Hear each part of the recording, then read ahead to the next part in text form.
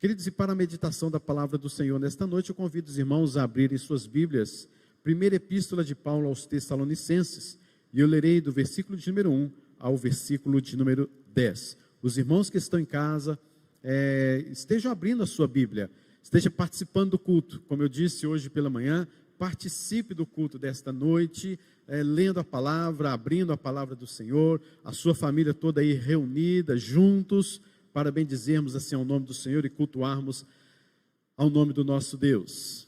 Primeiro aos Tessalonicenses, capítulo 1.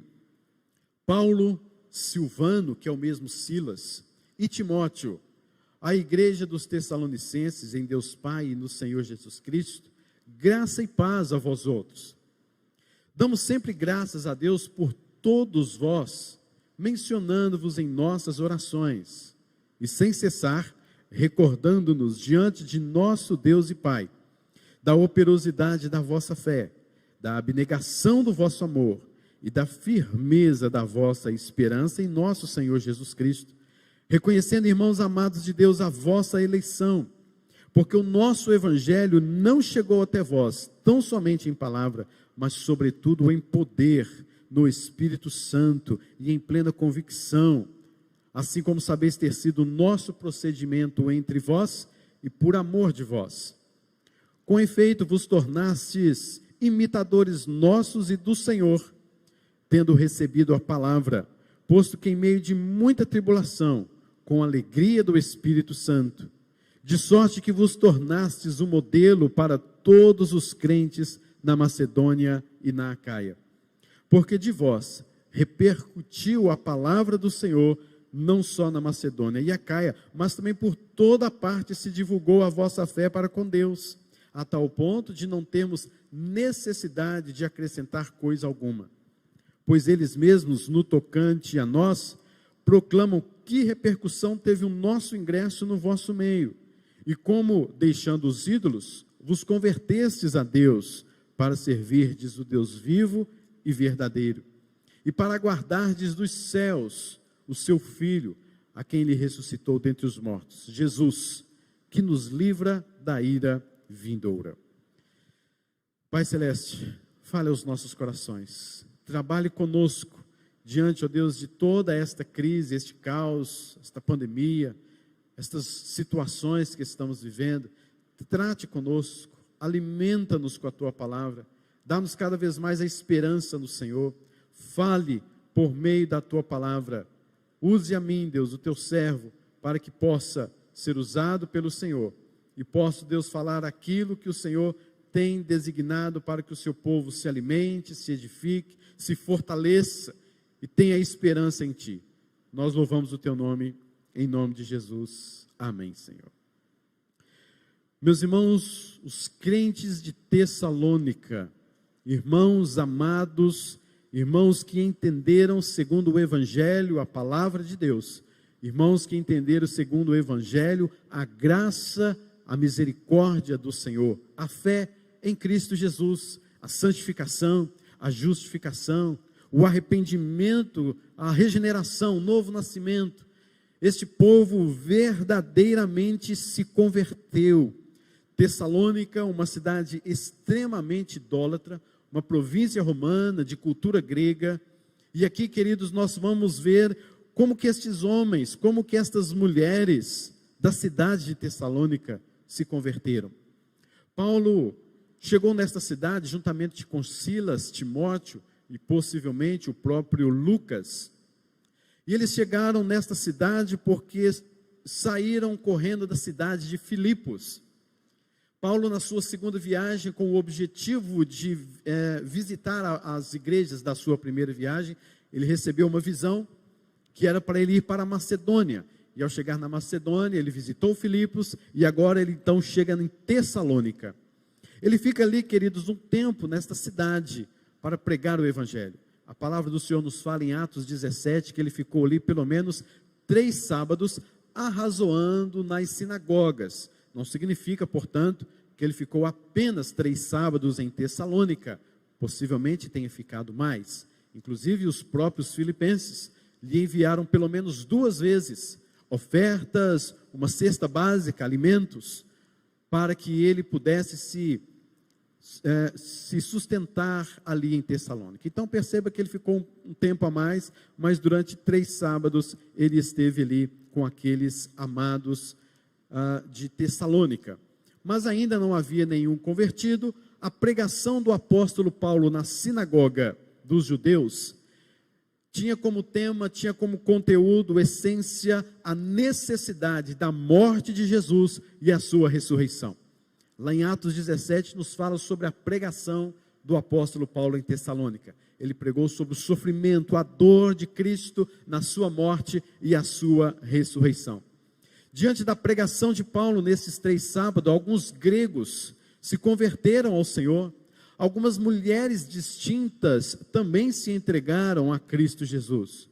Mas houve um grupo de judeus que foram movidos de inveja e se ajuntaram com os malandros da cidade, e juntamente com essa turba, começaram a alvoroçar a cidade de Tessalônica, assaltaram a casa de Jason, onde Paulo, Silas, Timóteo, Lucas estavam hospedados. Mas ao chegarem ali, não viram mais os missionários, mas pegaram Jason, alguns irmãos que com eles estavam, já convertidos, obviamente, e os levaram perante autoridades. E o que eles afirmavam? Afirmavam o seguinte: estes que têm transtornado o mundo, chegaram também aqui. Olha que notícia, olha que acusação, parece algo de malfeitoria, quando na verdade era algo de benfeitoria. Porque os cristãos, os novos convertidos, Jason, que hospedou os missionários em sua própria casa, foram acusados de que esses que têm transtornado o mundo, ou seja, através dos missionários, o evangelho de poder, chegaram também aqui em Tessalônica. Meus irmãos, é algo para a gente perceber, para a gente parar e pensar, onde a igreja tem chegado? Onde nós temos transtornado o mundo? Quando isso tem acontecido? É algo para você pensar, é algo para nós analisarmos. Temos transtornado o mundo de hoje? Estamos chegando em alguns lugares como esses missionários que, segundo os seus acusadores, estão transtornando o mundo. Nós temos chegado também em alguns lugares como esses missionários. A acusação também falsa era de que que os missionários estavam afirmando que Jesus Cristo é um outro rei. E na visão deles, Jesus Cristo então iria assumir o trono de César. E César era um Deus, era adorado, era o imperador que lhe prestavam cultos, era um ídolo, era alguém a quem eles temiam e faziam cultos de adoração a César. Mas agora então, segundo estes homens, os missionários, Jason e alguns que se converteram, afirmavam que Jesus Cristo era outro rei. Mas pagaram fiança, soltaram Jason, soltaram os outros irmãos que creram no Senhor. Assim diz a palavra em Atos 17, os que creram no Senhor. E durante aquela noite, neste mesmo dia, os irmãos levaram Paulo e Silas, Timóteo, para Bereia. Deram uma carona para eles e os deixaram em Bereia. Paulo pregou ali por um pouco tempo e então agora o que eles fazem é levar Paulo para Atenas. Deixam Paulo em Atenas, mas deixam Timóteo e Silas na cidade de Bereia, ainda na região da Macedônia. E Paulo chega em Corinto. Então, por volta do ano 50 e 51, ele então senta e escreve esta carta aos Tessalonicenses. E enquanto isso, ele está aguardando notícias de Timóteo, aguardando notícias de Silas, aguardando notícias deles acerca da igreja de Tessalônica.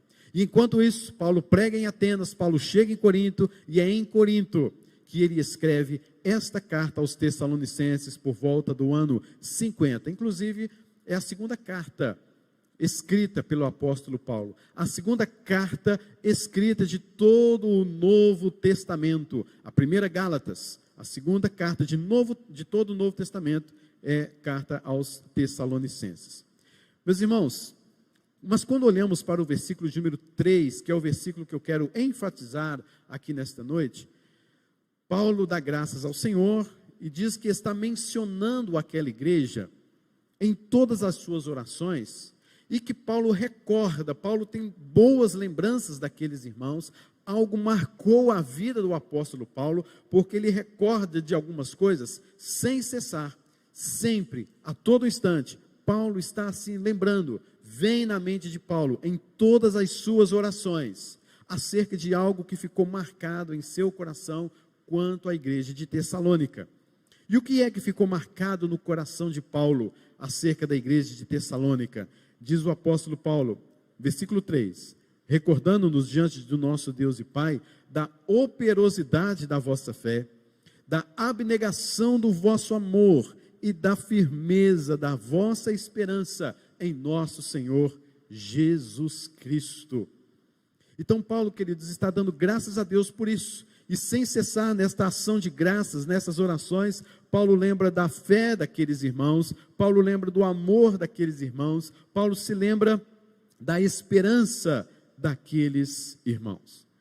Meus irmãos, nós somos pessoas de lembranças, nós lembramos muitas coisas do nosso passado, há lembranças boas, há lembranças ruins, não é verdade? Recordamos coisas muito boas, podemos recordar aqui momentos agradáveis aqui neste lugar, aniversário da igreja, congressos, conferências, podemos recordar coisas que aconteceram tempos atrás, num grupo, quem sabe da mocidade, quem sabe da SAF, um grupo do Ministério de Louvor, quem sabe um momento marcante, quando as crianças se reuniam para congresso.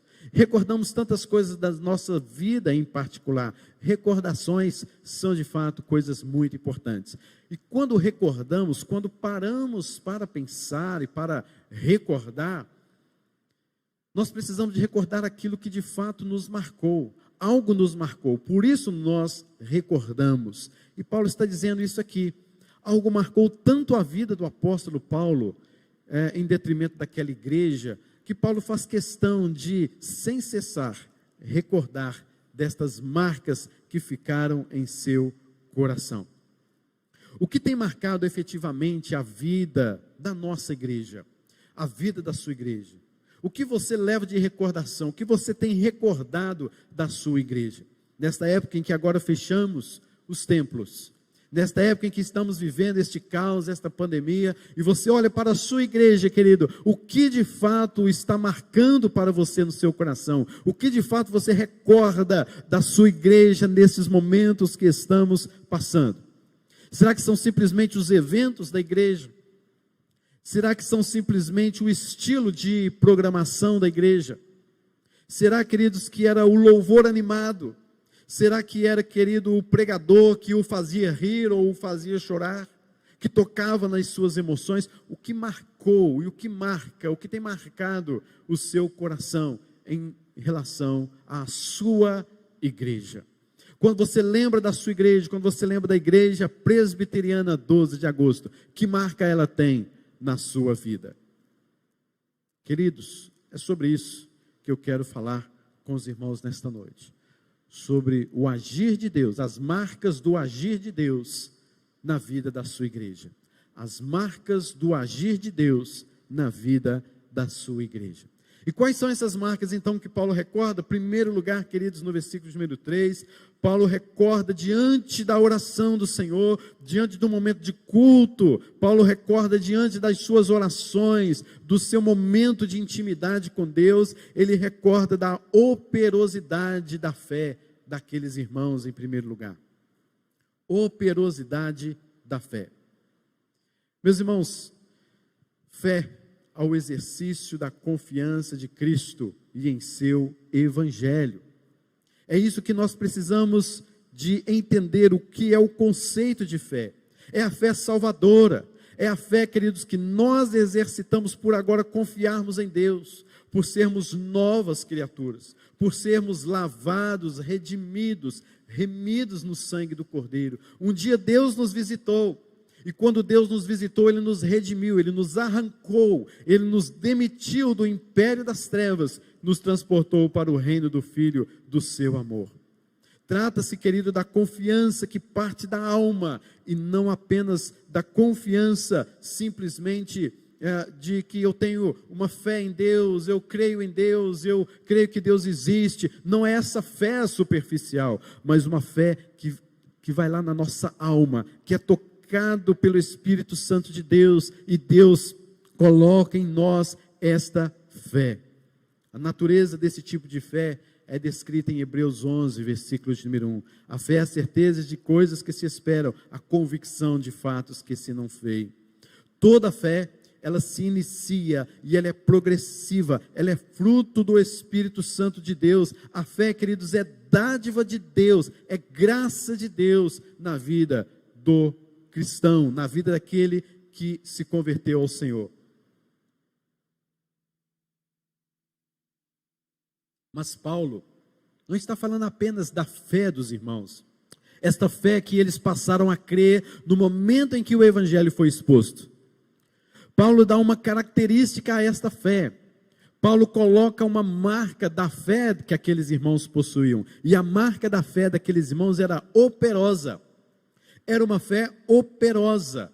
A palavra, querido, aqui, operosidade, neste caso, é uma atividade, é o desenvolvimento espiritual, é aquela obra do esforço evangélico, baseado na graça de Deus, de uma resposta a Deus, segundo aquilo que Ele colocou em nosso coração. É a prática da fé cristã diária, tanto no que diz respeito ao próprio crente individual, como diz respeito a toda a igreja. Por conseguinte, querido, está aqui em foco a atividade espiritual, que tem esse alicerce, essa motivação de operar, não apenas de sentir, não apenas de pensar que possui a fé, mas colocá-la em prática, operando a fé no dia a dia. Operosidade, aqui a palavra operosidade quer dizer segurança, quer dizer algo que dá a entender uma atividade laboriosa, um exercício cansativo. É alguém que carrega pedras, mas ele sabe que ao carregar a pedra, tudo que ele precisa para que aquela pedra tenha a sua atividade, faça a sua função, vai acontecer. Aquela pedra será movida, aquela pedra será pesada, mas será colocada num lugar em que ela exercerá então a sua função. Então, queridos, é um exercício laborioso, é um exercício trabalhoso, pesado, cansativo, mas nós precisamos, queridos, operar a nossa fé, colocá-la em prática. Mas é importante nós sabermos, queridos, que é Deus quem opera em nós tanto o querer quanto o realizar segundo a sua boa vontade. Filipenses 2, versículo de número 13. E sabendo disso, eu posso descansar no Senhor, eu posso ter a operosidade da fé segundo a vontade de Deus. Por isso, queridos, nós estamos estudando neste mês de março, sobre fé, esperança e amor, no estudo da palavra de Deus, porque é a palavra de Deus, quando eu a conheço, quando eu tenho intimidade com a palavra de Deus, eu sei que a minha fé não está baseada em coisas que eu vejo, em coisas que eu penso, mas baseada nas promessas de Deus, nas profecias descritas no estudo da palavra de Deus. Então sim, eu posso ter fé, e operá-la, e exercitá-la no Senhor. Paulo, queridos, nota que a grande marca da igreja de Deus, a grande marca da igreja de Tessalônica, é como que Deus operou a fé naqueles irmãos, levando-os à salvação, levando-os às boas obras. Meus queridos, no versículo de número 7, quais seriam as boas obras da igreja de Tessalônica, que expressava a operosidade de sua fé? Versículo 7 nos diz: de sorte que vos tornastes um modelo para todos os crentes na Macedônia e na Acaia. Meus irmãos, Macedônia e Acaia era muito grande, haviam já igrejas em alguns lugares, e era uma região muito grande, já haviam crentes em alguns lugares, e esses irmãos eram um modelo de igreja. Por quê? Porque eles tinham operosidade, eles exercitavam a fé no Senhor. Elas eram verdadeiras testemunhas da palavra de Deus, que foi aplicada em seus corações por obra do Espírito Santo. Eles não eram crentes apenas dentro da igreja, eles eram crentes em todas as suas relações, em todo o seu canto, em todos os lugares. Aprendemos hoje pela manhã um pouco do que é o reino de Deus. Queridos, o reino de Deus não é simplesmente a igreja. O reino de Deus, querido, ele está onde você está, ele está em nosso coração, ele está dentro de nós. Por isso, onde você andar, onde você estiver, não tem como você deixar o reino de Deus e agora viver no seu reino, ou no reino do mundo, ou no reino da carne ou de Satanás. Mas vivendo no reino de Deus a todo instante, é necessário que você viva sempre operando a sua fé no Senhor.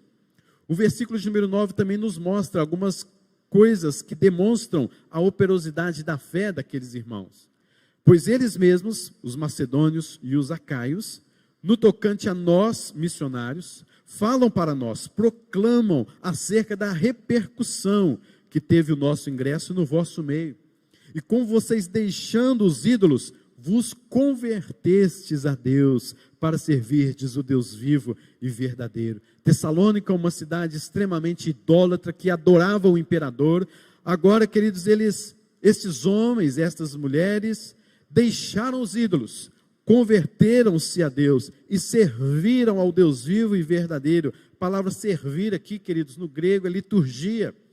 Ou seja, eles cultuavam única, somente a Deus. Eles deixaram de cultuar aos seus deuses pagãos para cultuar somente a Deus. Eles deixaram seus ídolos, converteram-se a Deus.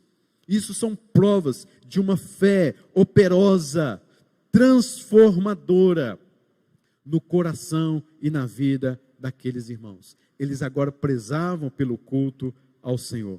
Observe comigo o capítulo de número 2, versículo 13, nos diz: outra razão ainda temos nós para incessantemente dar graças a Deus, é que tendo vós recebido a palavra que de nós ouvistes, que é de Deus, acolheste não como palavra de homens, e sim como em verdade é palavra de Deus, a qual com efeito está operando eficazmente em vós, os que credes. A palavra de Deus é que estava operando nos corações daqueles irmãos.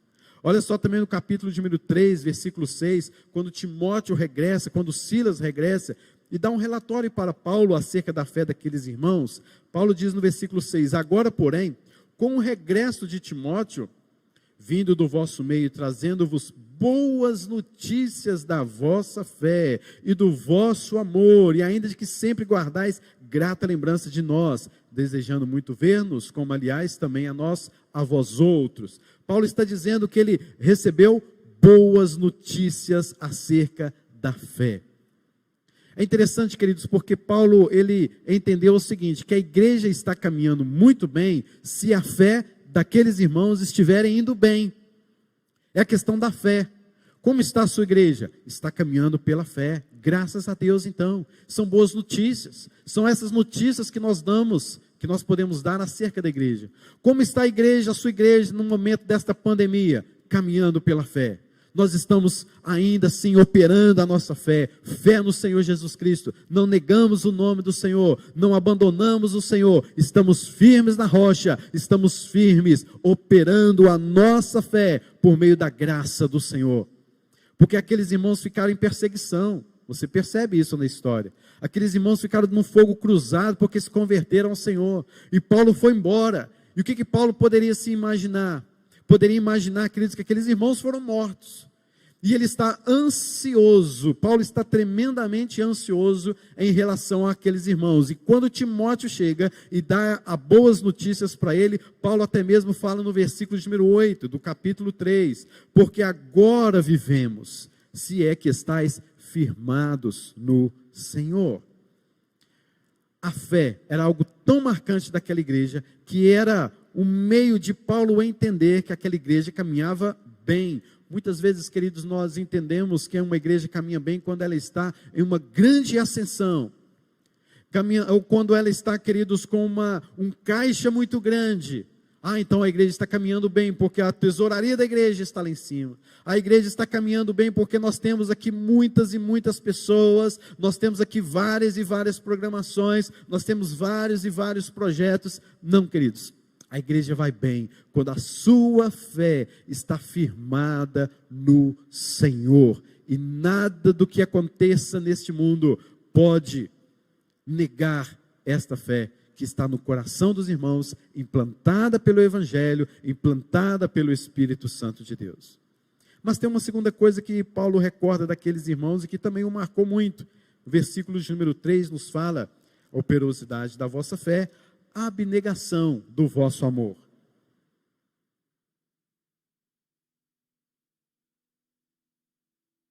Aqueles irmãos se apegaram de uma forma profunda no amor a Deus e na sua palavra.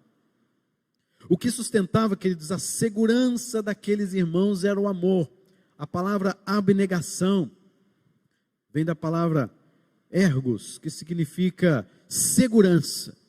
Eles abnegavam, eles tinham segurança no amor, eles não estavam amando só de palavras, eles não estavam amando de uma forma vazia ou superficial, mas era um amor seguro, um amor que tinha fundamento, um amor que tinha uma rocha, onde eles pisavam e ali pisavam confiadamente no Senhor. Era um amor que sustentava, inclusive, a fé daqueles irmãos. Eles, queridos, eram movidos da forma que eram movidos, pura e simplesmente por causa do amor a Deus. Eles tiveram terríveis perseguições, foram maltratados. Alguns daqueles crentes, com uma história extra-bíblica, foram mortos e perseguidos dentro de onde eles estavam se reunindo. E eles poderiam abandonar este amor. Eles poderiam dizer: não quero isso mais para mim não, quero deixar isso, porque eu agora sou crente no Senhor, mas depois que eu fui crente no Senhor, as perseguições vieram sobre mim, mataram parentes, amigos meus, que também foram convertidos ao Senhor, quero isso para mim não. Mas não foi assim que aconteceu, queridos. Pelo contrário, o amor a Deus, o amor à palavra, o amor ao Evangelho, foi o que os sustentavam todos os dias de suas vidas. O amor de Deus, o amor a Deus, estavam presentes na vida daqueles irmãos. Queridos, todo amor nos leva a algum labor, alguma abnegação. O exemplo disso mesmo é o próprio casamento.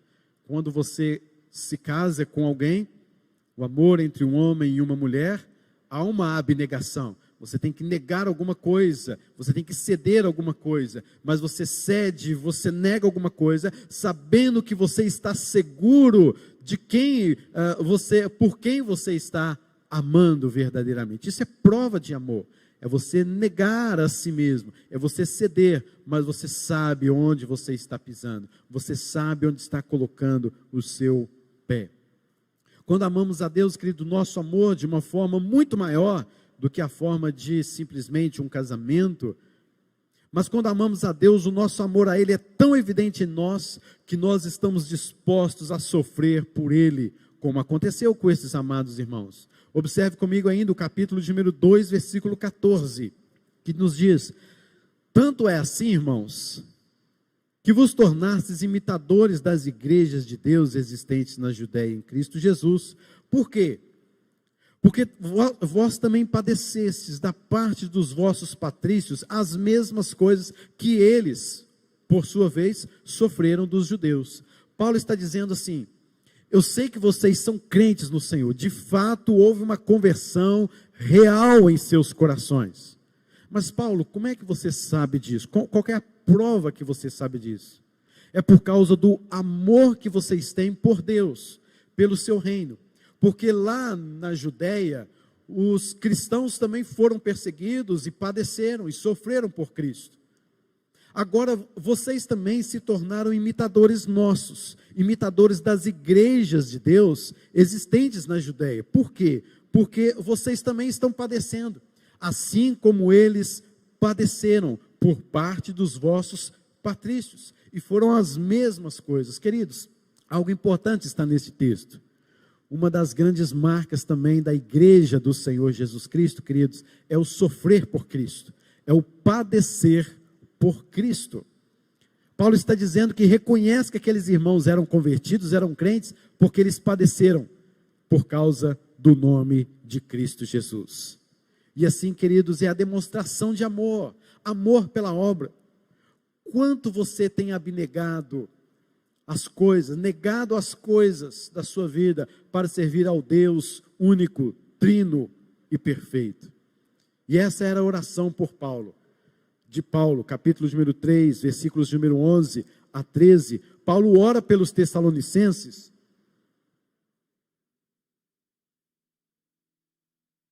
e fala assim: ora, o nosso mesmo Deus e Pai, e Jesus, nosso Senhor, dirija-nos o caminho até vós. O Senhor vos faça crescer e aumentar no amor de uns para com os outros e para com todos, como também nós para convosco, a fim de que seja o vosso coração confirmado em santidade, isento de culpa, na presença de nosso Deus e Pai, na vida de nosso Senhor Jesus, com todos os seus santos. Queridos, Paulo está falando que, baseado no amor que é presente na vida daqueles irmãos, este amor tem por finalidade de o coração deles fossem confirmados em santidade.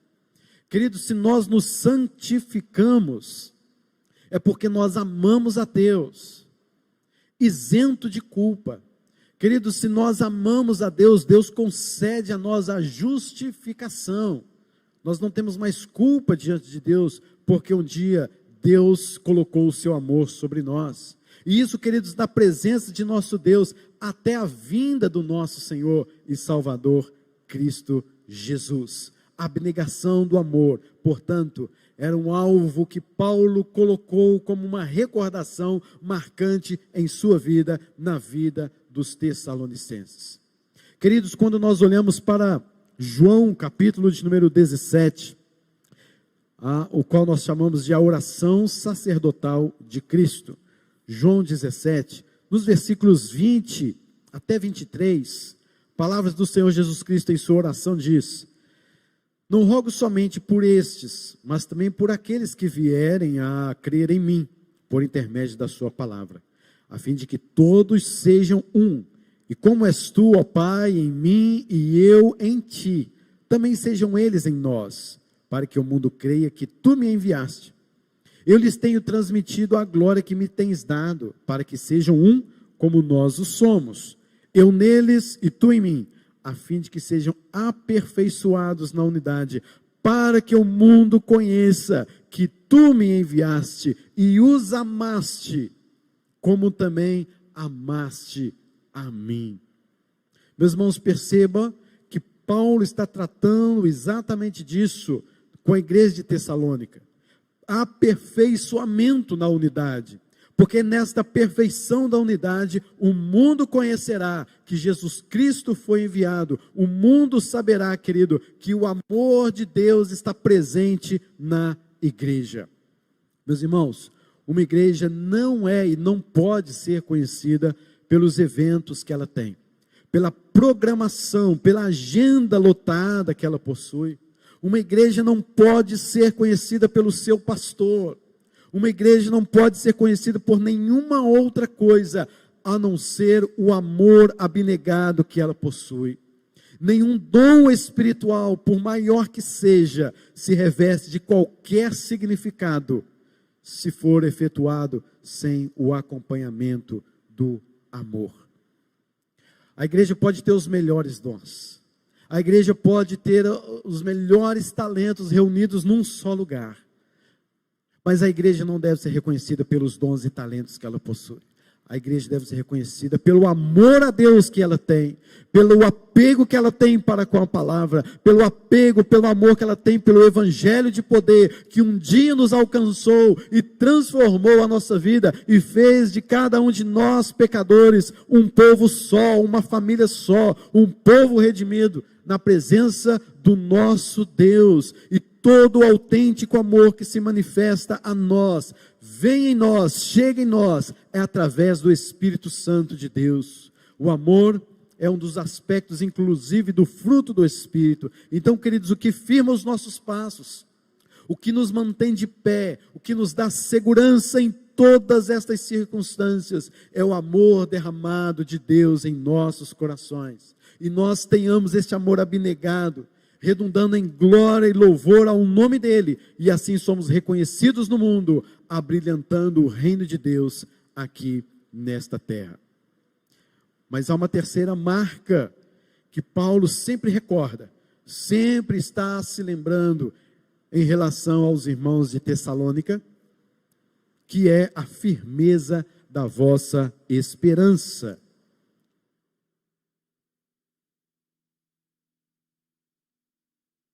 Firmeza da vossa esperança. Que esperança era essa? Paulo, querido, por ter tido pouco tempo em Tessalônica, não ensinou muitas coisas para aqueles irmãos e muitas dúvidas permaneceram no coração daqueles irmãos. E quando Timóteo chega para Paulo, como vimos no capítulo de número 3, Timóteo traz algumas dúvidas para Paulo, e Paulo, nesta carta, responde-lhes a estes questionamentos. E um dos questionamentos que mais se tem na igreja de Tessalônica era acerca da vinda do Senhor Jesus Cristo, que Paulo, em algum momento, de alguma forma, citou e explanou, mas não suficientemente por causa da perseguição. Claro que diante da soberania de Deus, era aquilo mesmo que Paulo tinha que falar, e agora Paulo teria que completar este ensino com uma carta, com uma epístola. Mas aí, queridos, a gente percebe que na estrutura da carta de Paulo aos Tessalonicenses, todos os últimos versículos de cada capítulo, capítulo 1, 2, 3, 4, todos os últimos versículos terminam falando acerca da vinda do Senhor. Paulo trata de alguns assuntos, mas lembram sempre da vinda do Senhor. Paulo trata de um assunto comportamental, mas lá no final do capítulo, ele remete-se à vinda do Senhor. Então a esperança que Paulo está falando é a esperança da vinda do Senhor. E por que os irmãos têm essa esperança? Porque, queridos, diante daquele caos, daquela perseguição, o que eles mais queriam era a vinda de Cristo. Porque eles sabiam que no céu não haverá mais dor, não haverá mais perseguição, não haverá mais morte, não haverá mais coisas trágicas acontecendo na igreja. E nós, queridos, devemos saber e estarmos cientes de que o reino de Deus que está por vir e que já faz parte presencialmente no nosso meio, é um reino, queridos, onde não haverá mais pandemia, não haverá mais distanciamento, não haverá mais máscaras de duas formas, a máscara literal e a máscara que muitos crentes estão vivendo. Estas máscaras vão se cair com toda certeza, mas nós, queridos, precisamos firmar a nossa esperança na vinda de Cristo Jesus. Firmeza da vossa esperança. Paulo ensina aqueles irmãos então acerca da vinda de Cristo. Muitos estavam sendo perseguidos e mortos, e a esperança deles era que Jesus voltasse para que acabasse então aquela coisa horrível das tragédias e das perseguições, prisões e açoites. E a pergunta deles era: Paulo, enquanto Jesus não volta, qual a situação dos nossos mortos? Qual a situação daqueles que já foram? Queridos, nós estamos vivendo esta época de pandemia e muitas pessoas foram conhecidas. Nós perdi um primo esta semana, outros perderam amigos, perderam conhecidos, amigos de amigos. É triste isso, a morte está tão próxima a nós. Mas qual a situação daqueles que morreram em Cristo Jesus? Paulo então responde a esta pergunta no capítulo de número 4, versículo de número 13. Não queremos, porém, irmãos, que sejais ignorantes com respeito aos que dormem, para não vos entristecerdes como os demais que não têm esperança. Pois se cremos, olha a fé, a operosidade da fé, pois se cremos que Jesus morreu e ressuscitou, assim também Deus, mediante Jesus, trará em sua companhia os que dormem. Louvado seja o nome do Senhor. Jesus Cristo, queridos, virá, e com ele virão todos aqueles que para nós se encontram mortos ou dormindo. Ora, ainda vos declaramos por palavra do Senhor, isto, nós, os vivos, os que ficarmos até a vinda do Senhor, de modo algum precederemos os que dormem. Porquanto o Senhor mesmo dá da sua palavra de ordem, ouvida a voz do arcanjo, ressoada a trombeta de Deus, ele descerá dos céus, e os mortos em Cristo ressuscitarão primeiro. Depois nós, os vivos, os que ficarmos, seremos arrebatados juntamente com ele entre nuvens para o encontro do Senhor nos ares, e assim estaremos para sempre com o Senhor. E o que Paulo fala no versículo número 18? Consolai-vos, pois, uns aos outros com essa palavra. Meus irmãos, esta é uma palavra de consolo para nós. Palavras de consolo para nós diante da esperança firme que estamos vivendo, mas que podemos nos lembrar da vinda de Cristo Jesus. Cristo Jesus está chegando. Ele está à porta. E essa carta de Paulo aos Tessalonicenses é chamada de a carta da esperança. Meus irmãos, muitas coisas ruins estão acontecendo sobre nós, sem sombra nenhuma de dúvida. Essa pandemia, doenças, outras doenças, coisas que há muito tempo o mundo não vivia. Queridos, é necessário que nós, sabe, irmãos, firmemos de fato a nossa esperança no Senhor, pois nós sequer sabemos sobre o dia de amanhã. Então é necessário que nós, meus queridos irmãos, firmemos mais a nossa esperança, que nós pisemos verdadeiramente os nossos pés sobre a rocha, que estudemos para valer a palavra de Deus, para que essa esperança seja alimentada, e assim dizer como o apóstolo Paulo disse, em 2 Timóteo, capítulo de número 1, versículo 12, porque eu sei em quem tenho crido, e estou certo de que Ele é poderoso para guardar o meu depósito até aquele dia. Firmar a sua esperança, estudar a palavra de Deus, para que você diga isso: eu sei, eu entendi, eu li, eu estudei, eu sei, e eu sei em quem tenho crido, e Ele guardará o meu depósito até aquele dia. Queridos, essas são as 3 marcas que Paulo sempre lembrou, quando recordava da vida e da igreja daqueles irmãos de Tessalônica. Mas como tudo isso aconteceu? Como que aconteceu, queridos, uma fé naqueles corações idólatras? Como pôde ter amor em corações endurecidos? Como pôde haver esperança em corações sem nenhuma esperança? O versículo 5, 4 e 5 nos mostra isso, do capítulo de número 1. Reconhecendo, irmãos amados de Deus, a vossa eleição. Aqueles homens eram eleitos do Senhor, e Paulo confirma isso. E o versículo 5 nos diz: porque o nosso evangelho não chegou até vós, não foi somente em palavras não, foi em poder, foi no Espírito Santo, foi em plena convicção, e vocês sabem como foi o nosso procedimento entre vós e por amor de vós. Então, queridos, por causa do evangelho de poder, não o evangelho de palavra, mas de poder, não o evangelho de homem, mas o evangelho de Deus, não um evangelho aqui desta terra, mas o evangelho celestial. Foi através deste evangelho que houve operosidade da fé, que houve abnegação do amor, que houve firme esperança nos corações daqueles irmãos.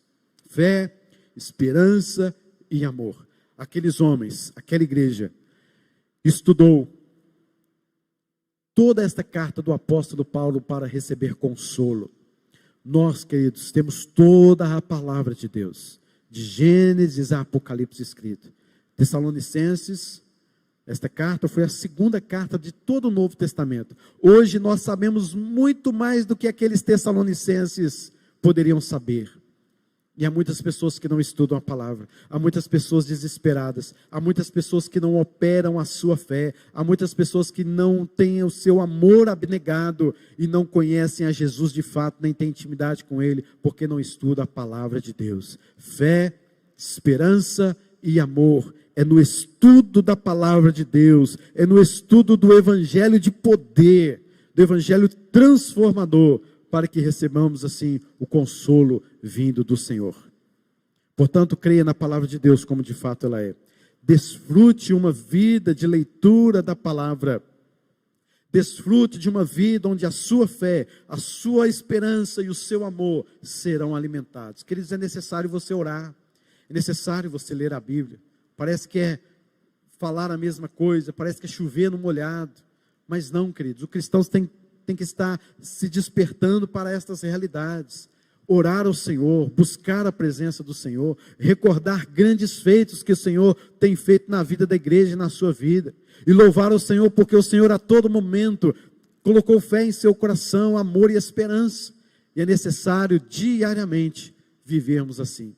Que o Senhor Deus te abençoe com esta palavra e fortaleça sempre o seu coração, porque somente o Evangelho do Senhor tem este poder.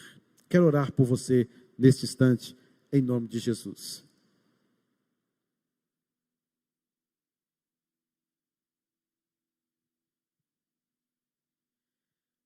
Senhor, obrigado porque o Evangelho de poder chegou até nós. Senhor Deus, que este Evangelho venha, ó Deus, transformar corações, quebrantar corações, trazer nova vida. Senhor, nós precisamos de termos a nossa fé operosa. Trabalhe conosco, Senhor, dá-nos fé. Senhor, nós precisamos de um amor abnegado.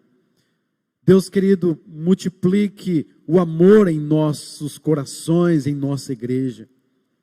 Pai querido, nós precisamos de ter neste instante como nunca, Senhor, nós precisamos de esperança. Nós precisamos de uma esperança firme, não qualquer esperança. E nós sabemos que é somente no Evangelho de poder é que nós encontramos fé, esperança e amor, uma fé operosa, um amor abnegado e uma firme esperança. Por isso, Senhor, nós queremos ser consolados com esta palavra. E faça, Senhor, com que o teu povo que agora estão em suas casas, que a fé, o amor e a esperança deles sejam renovados, transformados, fortalecidos. Aqueles que porventura perderam amigos, parentes, entes queridos, Senhor, que o Senhor traga o consolo vindo dos céus para esses corações. Que o Senhor renove suas forças, que o Senhor traga alegria, que o Senhor Deus renova os seus corações diante da tua palavra.